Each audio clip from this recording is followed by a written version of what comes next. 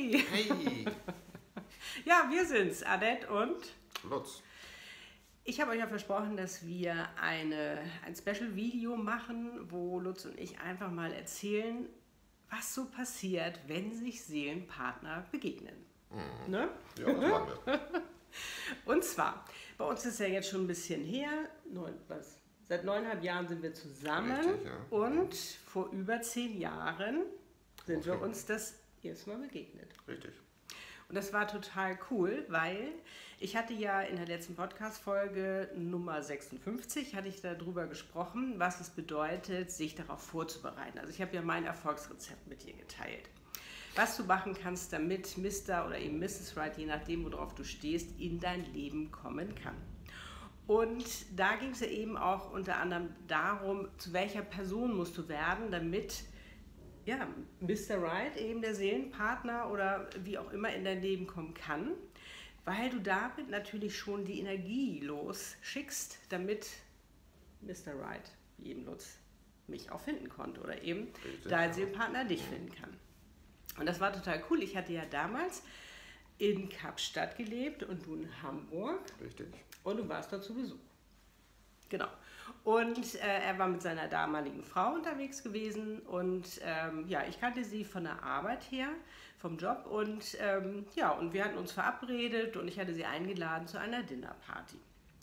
Und du glaubst es kaum, es war, ich glaube Februar, ne? War das Februar? Das war im Februar, ja. Februar 2009 muss das ja gewesen sein, richtig. genau. Und ich öffnete die Tür und jetzt sag mal, was bei dir passierte. Tja, wow, ne? Das erste Mal gesehen und eigentlich schockverliebt, ja. Ja, Muss ich ne? sagen. Mhm. Ich meine, du warst ja jetzt gar nicht auf der Suche oder so. Nee.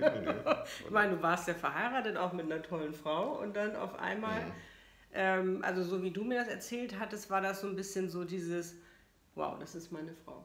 Richtig. Aber du willst es nicht zulassen? Ne? Nee, Das und- ist, irgendwie ist das nicht richtig. Aber ich war den ganzen Abend auch ziemlich still, glaube ich. Ja, stimmt. Ich meine, ich kannte dich ja noch nicht, aber ich dachte, das ist aber Ja, still, der super, Mann. Ja. Mhm. Ja, Also bei dir war echt so ein Flash, ne? absolut, ja. Und ich glaube auch dieses, du wusstest gar nicht, was los ist, ne? Nee, Nee. durcheinander. Ja, total durcheinander. Ja, und bei mir war das so gewesen, dass ich dachte, wow, was für ein cooler Typ. Hab aber sofort dicht gemacht. Weißt du, ich habe sofort die Tür zugemacht, weil ich diesen Glaubenssatz habe, ein verheirateter Mann ist tabu für mich. Und das war so, wie ich auch groß geworden bin. Also so habe ich auch immer gelebt und das kam für mich nie in Frage. Und darum, wie gesagt, habe ich da auch überhaupt nicht weiter drüber nachgedacht. Und das Spannende ist ja wirklich, was Glaubenssätze oder deine inneren Überzeugungen, was die auslösen können. Ne? Also wirklich zu sagen, nee, das darf nicht so sein und dann gibt man dem Ganzen auch gar keine Chance. Richtig. So, und dann war es aber so, ihr wart ja ein paar Tage da gewesen und dann waren wir noch mal tanzen und dann hatten wir beiden zusammen getanzt und dann war schon, weißt du, das war so ganz komisch, ne? Das war so, als ob man Vertraut einfach. so Ne? vertraut und du denkst immer, das kann doch nicht angehen. Ich meine, das ist ein fremder Mensch, das auf einmal auf so einer tiefen Ebene so ein Vertrauensverhältnis. Und da habe ich dann auch gesagt, ja, ich muss jetzt nach Hause gehen, ne? Da bist du nach Hause gegangen. Und ihr so, hä? Ja, ich muss gehen. Also ich musste einfach gehen. So, und dann hat es ja noch lange gedauert. Also ich war Ein ja halbes dann... Jahr verging. Genau, und dann war ich ja im Sommer, war ich ja dann in Hamburg. Ich habe dann immer, im Sommer war ich für ein paar Monate hier in Hamburg gewesen und ich hatte damals ja noch in den Designagenturen als Freelancer gearbeitet und ja, bin dann immer, die haben sich gefreut, wenn ich wieder da war und dann habe ich dort immer fleißig gearbeitet und du hattest Geburtstag. Richtig. Da habe ich dich natürlich auch eingeladen, von Ja. dem du nicht aus dem Kopf gingst. Ja, Aber da hast du dich aber ganz schön getraut, ne? ja. Also, muss ich ja schon sagen. So, und dann weiß ich noch, ich habe mich total, das war so sehr überraschend für mich. Du hattest, glaube ich, auch auf meinem Anrufbeantworter, du hast gar nicht deinen Namen gesagt. Und ich wusste jetzt gar nicht, wer hat mich denn jetzt hier eingeladen? Und habe dann mal zurückgerufen, nein, du warst so aufgeregt, hast deinen Namen gar nicht gesagt. Und dann hatte ich dann zurückgerufen, ja, wer bist du denn überhaupt? Ach so, habe ich gesagt, ja, cool und natürlich komme ich, finde ich total klasse. Und habe ich auch gemacht und war wirklich ein ganz tolles Fest. Das hast du ja eigentlich immer ganz toll gemacht. Also, Es waren halt so viele Leute da, dass ich überhaupt nicht an dich rankam. Ne? Da waren die ganzen Single-Jungs, die standen Schlange. stimmt, Und du hattest ja eigentlich, wolltest du mal ein bisschen näher gucken, ne? hatte aber keine Möglichkeit, dich da Stimmt. irgendwie... Ja, ich war da ziemlich belagert. Aber es war ein richtig tolles Fest und war wie immer sehr köstlich. Du kannst ja auch so super kochen. Und richtig schön Cremant und alles, also das war schon toll. Und ich dachte, ach, so nettes Umfeld und passt alles so und ja, toll. Und habe mich sehr gefreut und bin dann halt, ich hatte ja zu der Zeit immer, wenn ich in Hamburg war, eine WG mit meiner Freundin Katja gemacht, weil der hatte ich ja dann auch wieder ein paar Monate gewohnt und bin so nach Hause und habe gesagt, ach, das war total nett und super und so, aber weiter überhaupt nicht drüber nachgedacht.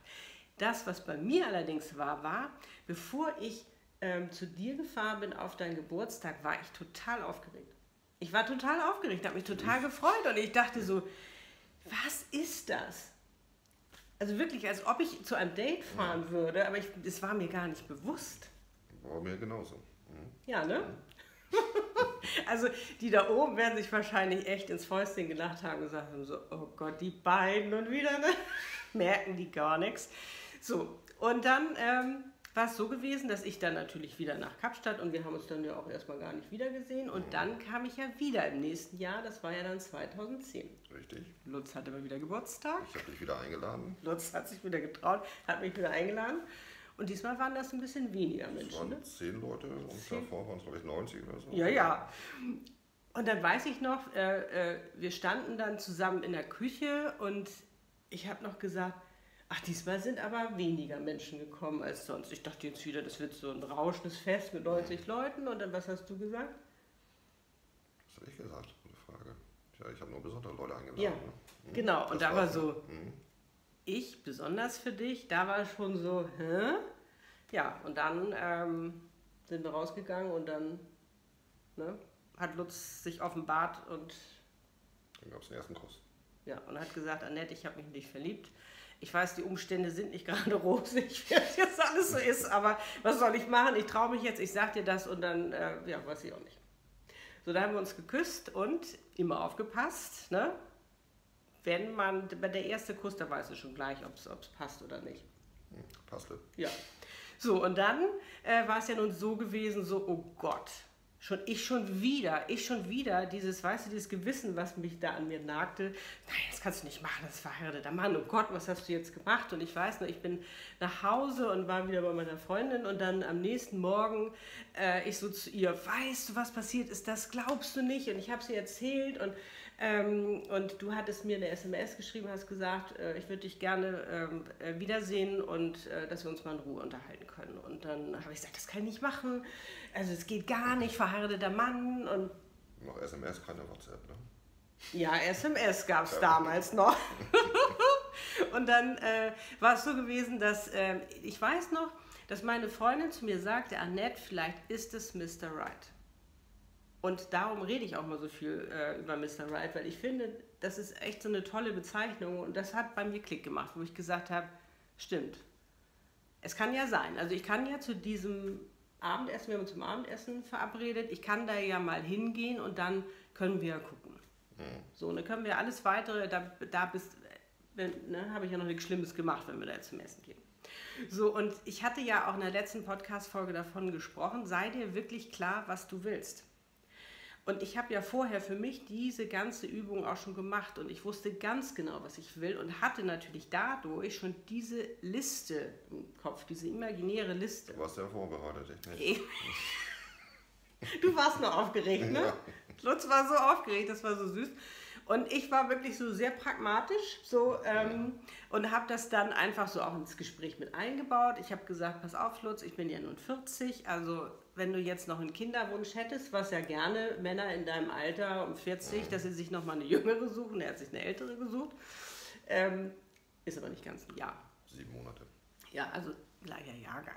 Und das Spannende war ja auch, gleicher Jahrgang, wo wir jetzt gerade dabei sind, wir sind beide aus Hamburg, beide in Hamburg geboren, sind beides damals in die gleichen Diskotheken gegangen, so hieß das ja, heute heißt es ja Clubs, und haben uns nicht gesehen. Nee. Wir haben uns nicht gesehen. Und wir haben uns auch nicht gesehen, als wir die deutsche Weltmeisterschaft hier... Ein Café, ne? Ja, Elbe 76 gab es ja damals noch, haben wir jetzt festgestellt, gibt es nicht mehr. Und das ist nicht riesig, aber wir haben uns nicht gesehen. Also da war die Zeit einfach noch nicht da. Die war nicht da, nee. Nee. Und auch vorher nicht. Und das Spannende ist, wenn das Universum sagt, jetzt ist die Zeit da, also du mit dem Universum zusammenarbeitest und sagst, das ist jetzt wirklich mein Wunsch, das möchte ich und ich möchte kein Single mehr sein, sondern ich möchte jetzt echt Mr. Right, meinen Seelenpartner haben, meine wahre Liebe finden und leben, dann suchen die den Zeitpunkt meistens aus. Also du kannst sagen, also es wäre schön, wenn das zeitnah ist oder demnächst so, weißt du, aber wenn die meinen, jetzt ist der richtige Zeitpunkt, dann ist es völlig egal, ob du verheiratet bist oder was auch immer, dann ist der Zeitpunkt da. Und das ist die Chance, die Möglichkeit, die sie dir bieten und da kannst du natürlich zugreifen. Da sind aber natürlich immer noch zwei Menschen miteinander, also wenn der eine kneift, weil er zu sehr diese Muster im Kopf hat und sagt, nee, das funktioniert nicht, ne? Oder ich komme da nicht raus oder ich traue mich nicht, das ist nochmal eine andere Sache. Ne? Aber man muss sich schon bewegen dann. Ne? Man muss sich schon bewegen. Aber das Spannende nochmal eben, um auf diese Liste zu kommen, diese imaginäre, ich wusste wirklich, weißt du, als ob du, ich will jetzt nicht sagen, dass du in einer Beziehung verhandeln sollst, das meine ich gar nicht, aber du immer, wenn du Klarheit hast und genau weißt, was du willst. Ja. Weißt du, aber dann kannst du deutlich kommunizieren, was du willst. Und ich habe halt, wie gesagt, ich bin 40, ich möchte keine Kinder mehr haben, wie ist es mit dir? Und dann hast du gesagt, du hättest gerne Kinder gehabt, aber es ist jetzt, du hast es jetzt für dich abgehakt. Also ich glaube, wir hätten Kinder gehabt, hätten wir uns eher kennengelernt. So, aber ist so. Kannst du jetzt auch nicht mehr ändern. Und dann war zum Beispiel ja auch, war ich ja noch am Anfang mit der Spiritualität. Ne? Die ist ja 2009, ist ja meine Gabe entdeckt worden. Und ich hatte ja auch damals, als ich mich halt eben vorbereitet habe ich mich ja schon mal da oben connected und habe zum Universum gesagt, gibt es denn sowas überhaupt, Mr. Right? Gibt es so einen Seelenpartner? Gibt es so ein Match für jeden Menschen? Und haben wir gesagt, ja, ne, den gibt es. Und so bin ich natürlich auch... Ja, und da war er dann und das war so cool. Und dann habe ich zum Beispiel auch gesagt, was ja auch ganz wichtig ist, wenn ich jetzt, die Spiritualität wird mehr Platz in meinem Leben einnehmen. Und wenn Lutz jetzt gesagt hätte, aber das ist Hokuspokus für mich und auch nicht gesagt hätte, ich könnte mich ja drauf einlassen oder ich habe da jetzt gar nichts gegen, ich muss es ja selbst nicht machen. Das ist eben auch so der Punkt, weil das wäre nicht gegangen. Weißt du, weil hätte ich das jetzt weiter gelebt, auch das, wie ich jetzt arbeite, dass ich zum Beispiel auch Seelenpartner-Channel oder die Seelenaufgaben, und du hättest jedes Mal zu mir gesagt, Annette, ich will es nicht hören, wäre es nicht funktioniert. Wäre nicht gegangen, nein, definitiv nicht. Ne? Oder auch mit diesem, ich esse leidenschaftlich gerne, ich koche gerne, du auch, das passte so wunderbar zusammen. Stell dir mal vor, ich hätte jetzt jemanden gehabt, der sagt, so, schmeckt alles gleich. Oder du, ne? Dann wärst du auch nicht glücklich gewesen. Und das sind einfach so um ein paar Punkte zu sagen, oder eben auch Kapstadt. Ich liebe Kapstadt, du liebst auch Kapstadt. Und da sind solche Übereinstimmungen, das ist so cool, weil du ja auch das miteinander genießen sollst, Gemeinsamkeiten aufbauen und genießen. Das ist ja das Schöne, wenn man es gemeinsam erlebt. Ja, und dann, wie gesagt, Liste, Haken, Haken, Haken. Also es war wirklich, es passte alles zusammen. 90% passten. Ja gut, 90%. Ja gut. Ja. Aber immerhin, und ich meine, das ist schon mal ungewöhnlich oder außergewöhnlich, dass dann alles so zusammenpasst. Und das Spannende ist, wirklich am Anfang äußern, was du willst. Fand ich auch gut, dass du es angesprochen hast. Das kannte ich auch nicht. Nee. So nicht. Ja, ich glaube, das war auch nicht so gewöhnlich, was ich da gemacht habe und mir überlegt habe. Aber dieses Rezept habe ich dir ja auch weitergegeben. Ja. Und das ist einfach so, es ist so wichtig, gleich am Anfang zu besprechen, was sind denn meine Wünsche, was sind meine Bedürfnisse, als wenn wir wieder diese rosarote Brille haben. Ne?